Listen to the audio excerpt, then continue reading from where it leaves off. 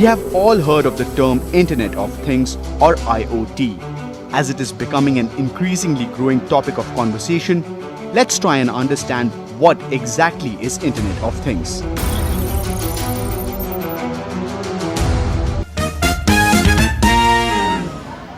Halo teman-teman semuanya, jadi kita lagi mau podcast seputar IoT atau Internet of Things. Di sini aku nggak sendirian, aku sama teman-teman aku, ada Sarah, ada Nafisa, sama ada Jamila. Di sini mungkin dari kalian udah ada yang denger belum nih, kayak soal Internet of Things. Apa sih Internet of Things itu? Jadi Internet of Things itu sebuah mungkin bisa disampaikan oleh teman-teman saya langsung yakni ya. Jujur nih, waktu pertama kali dengar IoT, aku tuh mikirnya lebih ke software rumit.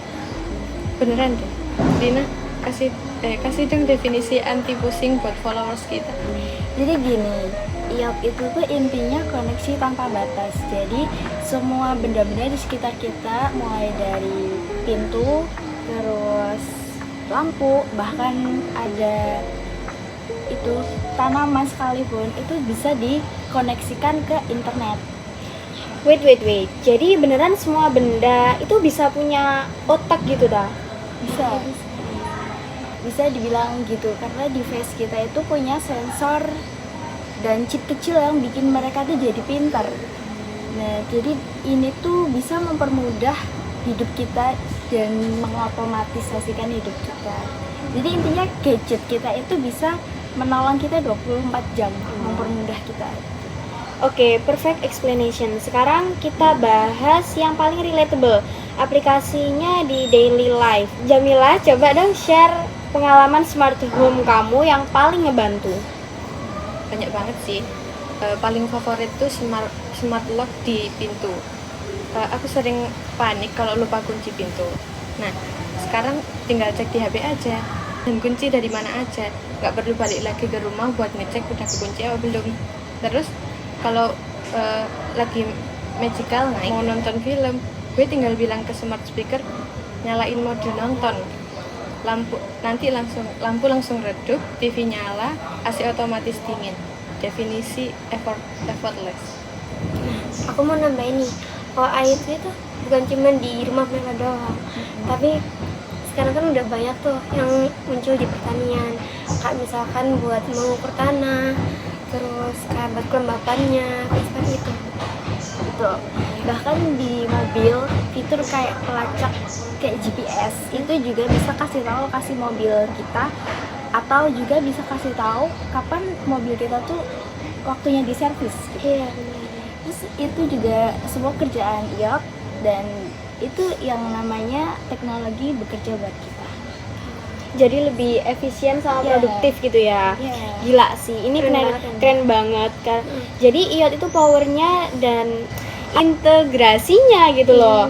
Semua barang jadi kayak satu tim yang saling support.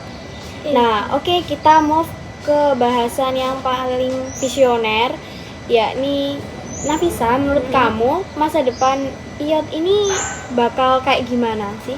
Kalau menurut aku tuh ya, masa depan IoT itu kayak bright banget gitu lah, cerah. Karena kan kita bakal lihat smart city, kayak kota itu penuh dengan lampu-lampu. Iya. Ya kan, keren banget. Terus misalkan di lampu jalan tiba-tiba otomatis kalau misalkan kita jalan, kalau ada mobil jalan, kayak gitu tuh. Terus ada juga tempat sampah yang ngasih tahu kita kalau misalkan udah penuh tuh. Iya. Nanti tuh bakal kayak ada transportasi yang buang sendiri. Wah, keren sih, itu Iya. keren banget. Keren banget kan. Tapi nggak bisa. Dengan semua terkonek, data pribadi kita itu aman nggak sih? Karena ini yang bikin banyak orang ragu buat all-in ke IoT. Pertanyaan yang bagus sih. Mungkin kalau di zaman sekarang itu keamanan itu krusial ya. Iya. Jadi kita tuh harus pintar-pintar ngubah kata sandi. Jadi kayak lebih kata sandi lebih unik. Terus kalau misalnya kebocoran itu pasti ada. Cuman kita sebagai user itu harus cerdas supaya nggak jadi kebocoran data. Seperti itu sih. Iya.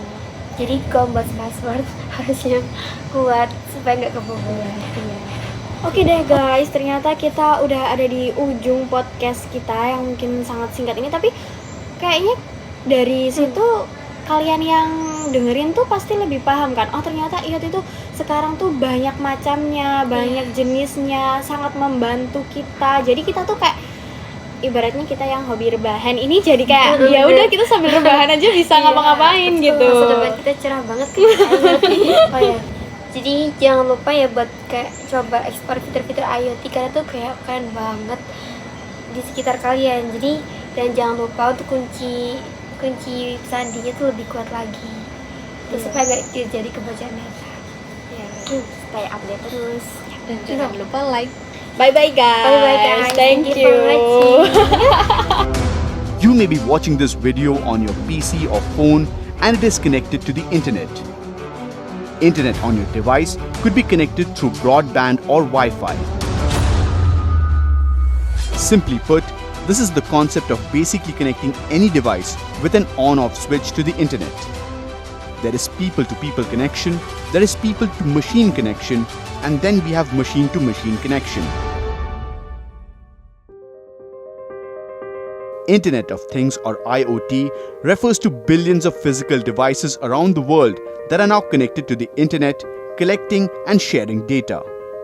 As the price of processors and wireless networks go down, technology is becoming cheap and penetration of smartphones are skyrocketing. It has become possible to turn anything into a part of the Internet of Things. It is like adding a level of digital intelligence to the devices that would allow them to communicate with a human being or with another machine. And that's not all. According to reports, there would be more than 26 billion connected devices by 2020. That's a lot of connections, isn't it? But why on earth do we need so many connected devices? Let's take another example.